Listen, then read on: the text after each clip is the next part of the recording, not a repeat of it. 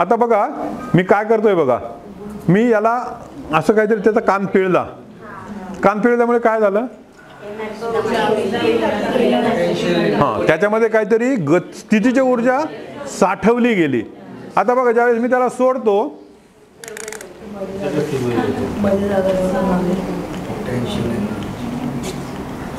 काय झालं, स्थितीच्या ऊर्जेचं रूपांतर गतीच्या ऊर्जेत झालं. बरोबर, पहिली एक संकल्पना समजली. स्थितीच्या ऊर्जा म्हणजे आपण काय करतो, ती स्प्रिंग आहे त्याच्यामध्ये साठवून ठेवतो, त्याचं रूपांतर गतीच्या ऊर्जेत झालं. आता तुम्ही याचं बारकाईने निरीक्षण करा. ज्यावेळेस मी याला असं सोडतो त्यावेळेस हे जे आहे ना झुंबर हे असे खाली आहेत, त्याच्याऐवजी ते असे वरती होतात. हां बघा सेंट्रिपिटल फोर्स असे का वरती होतात, अक्षाच्या बाहेर बाहेरच्या बाजूला का जातो, बाहेरच्या म्हणजे असे वरती का उचलले जातात, सेंट्रिपिटल फोर्स ना. आपण जी एनर्जी याच्यामध्ये स्टोअर केली ना ती एनर्जी त्यांना हे करते, म्हणजे काय करते. मी मगा सांगितलं बघा, एखादी वस्तू ज्यावेळेस फिरते त्यावेळेस काय होतं,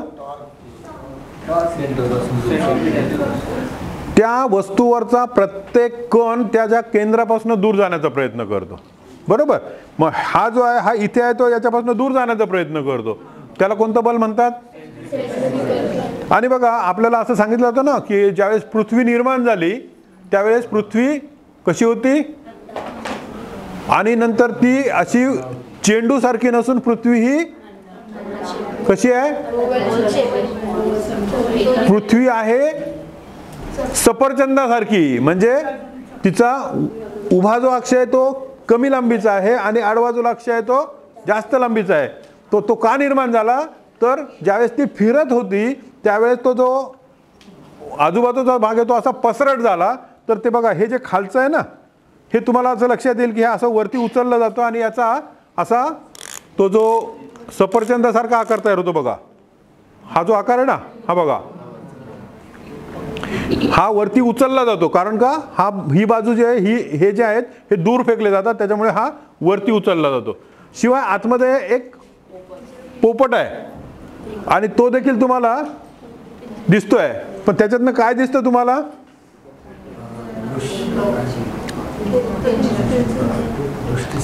दृष्टी सातत्य.